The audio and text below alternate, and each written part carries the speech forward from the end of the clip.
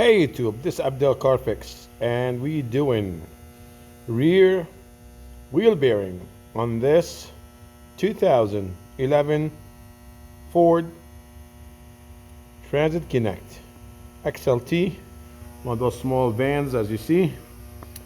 The rear bearing need to be replaced, and it's kind of tricky. You got 32 mil in here holding the bearing in a place. It comes the type with the hub bearing like that.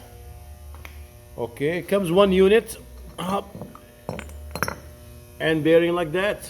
It's nice and easy, but this is tricky because when I took it out, it looks like this is stuck in there, the race.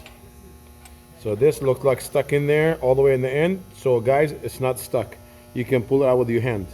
It's not like the front type. The front ones on Hondas and Toyotas and all these cars, and on this van I changed the front one as well. That one was stuck in there. I had to cut it. In this case here guys, pull it with your hand. You can pull it so easily. So basically you just stick the new one in assembly, and this 32 millimeter nut, you just put it in there and torque it to spec. I'm not sure of the spec. I'm gonna look it up and see. I believe is 160, 150, but double check on that before you do your vehicle. Make sure you have the right spec on it, and basically put that, tie the nut, and you're good to go. Put the drum back on.